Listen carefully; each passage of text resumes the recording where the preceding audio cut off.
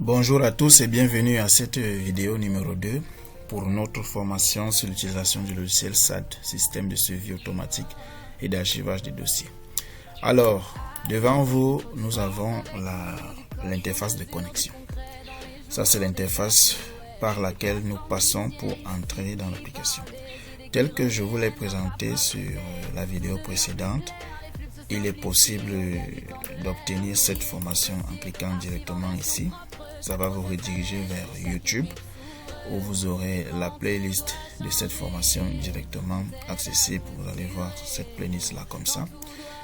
Ou alors, si vous voulez le manuel d'utilisation, vous cliquez directement ici et vous pouvez télécharger le manuel automatiquement. Voilà, téléchargement du manuel. Vous démarrez le téléchargement et vous pouvez l'ouvrir directement et vous avez accès au manuel d'utilisation de SAD. Ok. Alors, aujourd'hui, nous devons apprendre à nous connecter et à découvrir notre tableau de bord. Pour se connecter, vous devez saisir l'identifiant et le mot de passe. Alors, je vais saisir mon identifiant qui est déjà reconnu ici. Et le mot de passe, vous avez la possibilité de le faire voir ici ou de le fermer. Voilà. Donc, le mot de passe, il y a un œil tout droit là qui vous permettra de vérifier si vous avez bien tapé votre mot de passe ou alors vous l'avez mal tapé. Si vous avez déjà renseigné ces deux informations, vous pouvez directement cliquer sur se connecter et là vous avez accès au tableau de bord. Nous allons comprendre un peu ce tableau de bord. Premièrement, la barre haute là. Sur la barre haute, nous avons l'identité de SAD où il y a le suivi et archivage. Et ici, on a une barre de recherche. À côté, nous avons les notifications. Et là, nous avons les messages internes. Donc ici, nous avons les notifications. Ici, nous avons les messages internes. Ici, nous avons l'identité de la personne qui a été connectée. Alors ici, j'ai créé une institution fictive.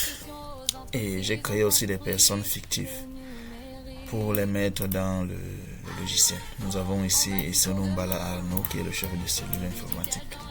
Alors, et vous voyez, sur notre tableau de bord, nous avons un menu gauche qui est très enrichi. Sur le menu gauche, qui est le menu principal, nous avons le tableau de bord, mes courriers. C'est à partir d'ici que vous pouvez accéder à vos courriers. Voilà. Ici, vous avez vos courriers créés par moi et transmis à moi. Donc, il y a 4 courriers que Essonou Mbala Arnaud a créé et il y a des affectations il a reçu 5 affectations de courrier. Et il faut bien comprendre que les 5 affectations peuvent être des affectations du même courrier. C'est pas forcément des affectations de différents courriers. Parce que les affectations, on pourrait vous affecter le même courrier plus N fois. Donc c'est possible de vous affecter un même courrier même 10 fois, même 20 fois. Donc on peut vous affecter un courrier N fois en fonction de son traitement. Alors ici il y a la liste complète des courriers créés par moi Essonou Mbala Arnaud.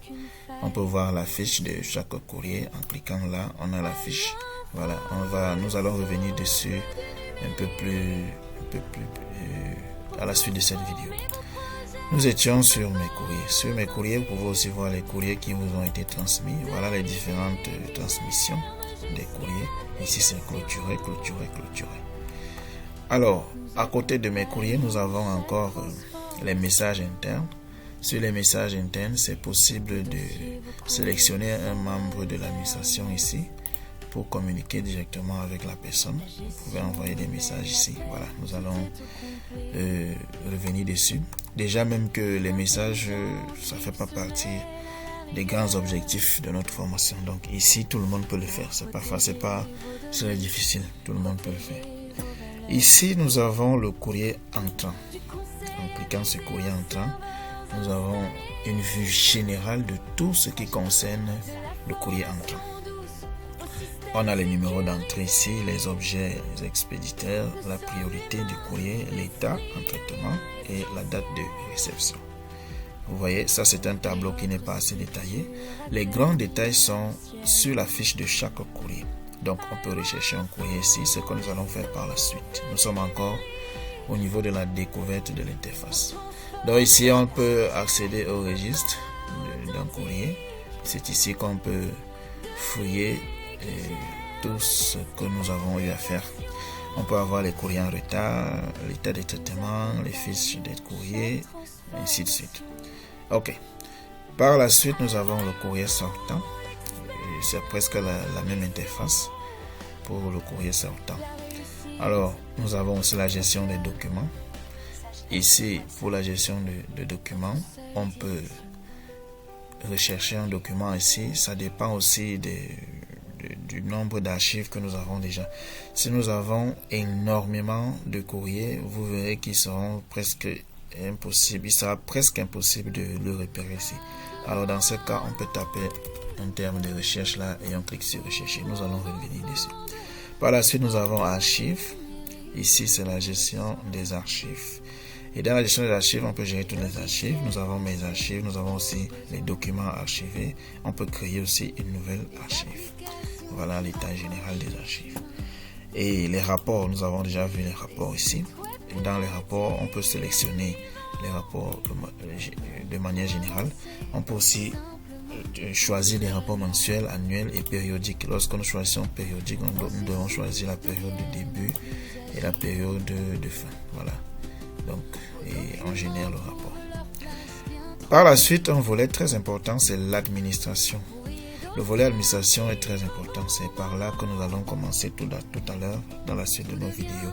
Dans l'administration, nous pouvons gérer les utilisateurs, les services, les postes et les fonctions, les rôles et les permissions. Et c'est à ce niveau qu'il est possible d'accéder au journal de sécurité. Donc, le journal d'audit et de sécurité permet de connaître qui a fait quoi et à quel moment sur le logiciel SAD. Et tenez-vous tranquille. Il est possible d'enregistrer l'adresse IP avec laquelle la personne s'est connectée ici. Donc l'adresse IP, vous allez vous rendre compte que l'adresse IP par défaut, c'est l'IP de localhost pour ceux qui sont informaticiens et qui comprennent ça. Donc ensuite, nous avons aussi les paramètres qui ne nous servent vraiment pas ici.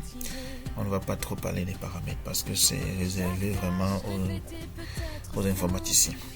Donc voici un peu de manière générale les différents menus du logiciel. Donc je vous retrouve très bientôt pour la suite des vidéos.